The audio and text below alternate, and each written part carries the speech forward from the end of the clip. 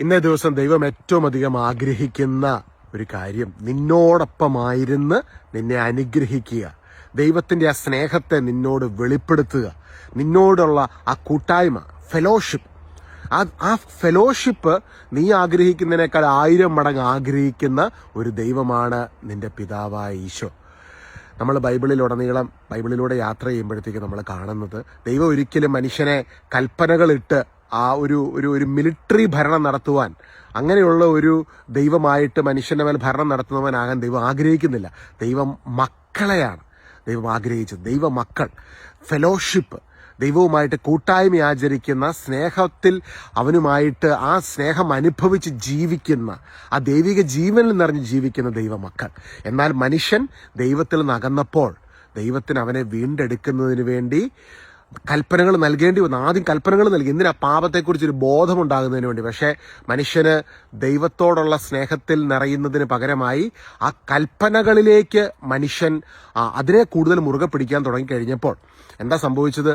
മോശ ദൈവത്തോട് പറഞ്ഞു, ഇസ്രായേൽ ജനം ദൈവത്തോട് പറഞ്ഞ് ചോദിച്ച് മേടിക്കുന്നതാണ് കൽപ്പനകൾ. ആ കൽപ്പനകൾ കിട്ടി നേരെ മല ഇറങ്ങി വരുന്ന സമയത്ത് തന്നെ 1-ാം കൽപ്പന ലംഘിച്ചു. അപ്പോൾ തന്നെ ആ കൽപ്പനയുടെ ശിക്ഷ മനുഷ്യരിലേക്ക് വ്യാപരിക്കണം. അനേകർ മരിച്ചു വീഴുകയാണ്. ഇതാണ് കൽപ്പനകളുടെ പ്രശ്നം. ദൈവത്തിൽ നമ്മൾ ചോദിച്ച് കൽപ്പന മേടിച്ചു. ആ കൽപ്പന ലംഘിച്ചതിന്റെ ഫലമായി മനുഷ്യന്റെ ജീവിതത്തിലേക്ക് ശാപങ്ങളും ബന്ധനങ്ങളും കയറി ഇറങ്ങുകയാണ്. എന്നാൽ ഇതിൽ നിന്ന്, ഇത് ദൈവം ഒരിക്കലും ആഗ്രഹിച്ചിട്ടില്ല, ദൈവം ഒരിക്കലും ആഗ്രഹിക്കുന്നുമില്ല. ഇതിൽ നിന്ന് മനുഷ്യനെ വിമോചിപ്പിക്കണമെങ്കിൽ കൽപ്പനകൾ നൽകിയവൻ തന്നെ അത് ഇറങ്ങി വന്ന് നീക്കം ചെയ്യണം. അത് ഇറങ്ങി വന്ന് നമുക്ക് വേണ്ടി നീക്കം ചെയ്യണമെങ്കിൽ മനുഷ്യനെ റെപ്രസെന്റേറ്റ് ചെയ്തും ദൈവത്തെ റെപ്രസെന്റേറ്റ് ചെയ്തും പരിപൂർണനായ ഒരാൾ, അതായത് പരിപൂർണ ദൈവവും പരിപൂർണ മനുഷ്യനും ഈ കൽപ്പനകൾ മുഴുവൻ പാലിച്ച ഒരാളും അവിടെ ഉണ്ടായിരിക്കണം. അതാണ് കർത്താവായ യേശു ക്രിസ്തു. നിയമത്തെയും ന്യായപ്രമാണത്തെയും പ്രവാചകന്മാരെ നീക്കം ചെയ്യുവാനല്ല, അതിനെ നിവർത്തിക്കുവാനാണ്, പൂർത്തീകരിക്കുവാനാണ് ഞാൻ വന്നിരിക്കുന്നത് എന്ന് പറഞ്ഞ് കാൽവരി മലമുകളിൽ സകല നിയമങ്ങളെയും അവൻ പൂർത്തീകരിച്ചുകൊണ്ട് നിയമത്തിന്റെ ശാപത്തിൽ നിന്ന് ദൈവം നമ്മളെ വിമോചിപ്പിച്ചു. This is the gospel. Hallelujah. ഗലാത്യലേഖനം 3-ാം അധ്യായത്തിൽ നമ്മൾ അതിനെക്കുറിച്ച് കാണുകയാണ്. ഈ ശാപത്തിൽ നിന്ന്, അതായത് റോമാലേഖനം 7-ാം അധ്യായത്തിൽ പറയുന്നുണ്ട്, കൽപ്പനകൾ പാപത്തെ വർദ്ധിപ്പിക്കുന്നു. നിയമരംഗപ്രവേശം ചെയ്തതിലൂടെ പാപം വർദ്ധിക്കുവാനിടയായി തീർന്നിരിക്കുന്നു. അപ്പോൾ ലോ സ്റ്റിർസ് അപ്പ് ദ സിൻ.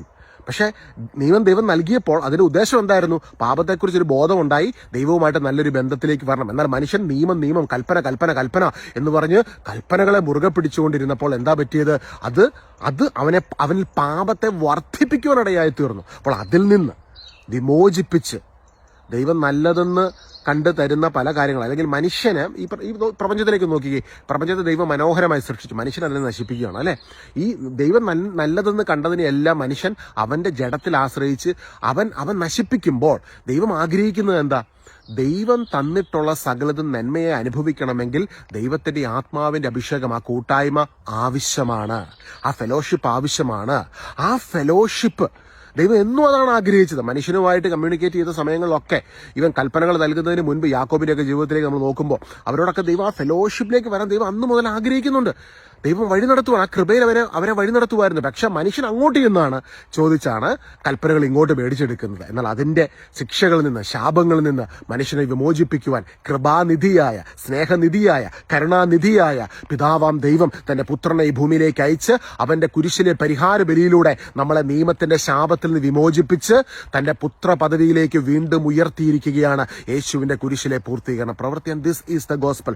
ഇന്ന് യേശുവിന്റെ രക്തത്തിലൂടെ പിതാവിന്റെ സവിധത്തിലേക്ക് നമുക്ക് കയറി വരാം. അതിനുള്ള കോൺഫിഡൻസ് ഉണ്ട്. ഹെബ്രായ ലേഖനം 10-ാം അധ്യായം 9 മുതലുള്ള വാക്യങ്ങൾ. 19-ാമത്തെ വാക്യം, യേശുവിന്റെ തിരുരക്തത്തിലൂടെ പിതാവിന്റെ സവിധത്തിലേക്ക് പ്രവേശിക്കുവാൻ നമുക്ക് മനോധൈര്യമുണ്ട്. കാരണം യേശു ക്രൂശിൽ നമുക്ക് വേണ്ടി സകലതും പൂർത്തീകരിച്ചു. അപ്പൊ ഇന്ന് ആ ഫെലോഷിപ്പിലേക്ക്, ദൈവവുമായിട്ടുള്ള അഗാധമായ ബന്ധത്തിലേക്ക് കടന്നു വരുവാൻ യേശു ക്രിസ്തു നമ്മളെ വിളിച്ചിരിക്കുകയാണ്. അവൻ ക്രൂശിൽ നമുക്ക് വേണ്ടി സകലതും പൂർത്തീകരിച്ചിരിക്കുകയാണ്. ഇന്ന് ഈ സന്ദേശം കേട്ടുകൊണ്ടിരിക്കുമ്പോൾ തന്നെ നിങ്ങളുടെ അരികിൽ യേശുവിന്റെ സാന്നിധ്യമുണ്ട്, ദൈവ സാന്നിധ്യമുണ്ട്. നിങ്ങളെ അനുഗ്രഹിക്കുവാൻ, നിങ്ങളോട് ചേർന്നായിരിക്കുവാൻ, നിങ്ങളെ ഇന്ന് ബ്ലസ് ചെയ്ത് നിങ്ങളുടെ ജീവിതത്തെ മുഴുവൻ സന്തോഷപൂർണ്ണമാക്കുവാൻ, ഏതം തോട്ടമാക്കുവാൻ ആഗ്രഹിച്ചുകൊണ്ട് അവിടുത്തെ സാന്നിധ്യം നിങ്ങൾക്കരികിൽ നിൽക്കുന്നു. പിതാവെ പ്രാർത്ഥിക്കുന്നു, ഈശോയെ അങ്ങയുടെ കരം വെച്ച് ഓരോ മക്കളെയും അവിടുന്ന് ചേർത്ത് നിർത്തി കെട്ടിപ്പിടിച്ച് ഉമ്മ കൊടുത്ത് അവിടുന്ന് അനുഗ്രഹിക്കുന്നതിനെ നന്ദി പറയുന്നു. അവിടുത്തെ ആ സ്നേഹം കൊണ്ട് പൊതിഞ്ഞു പിടിക്കുന്നതിനെ നന്ദി പറഞ്ഞു. പിതാവിന്റെ സ്നേഹം പുത്രന്റെ കൃപ, പരിശുദ്ധാത്മാവിന്റെ സംബന്ധവും സഹവാസവും ഇന്ന് ഈ സന്ദേശം കേൾക്കുവാൻ സ്വർഗം നിയോഗിച്ച ഓരോ മക്കളെയും സുവിശേഷ സ്വാതന്ത്ര്യത്തിലേക്ക് അവർ നയിക്കപ്പെട്ടുകൊണ്ട്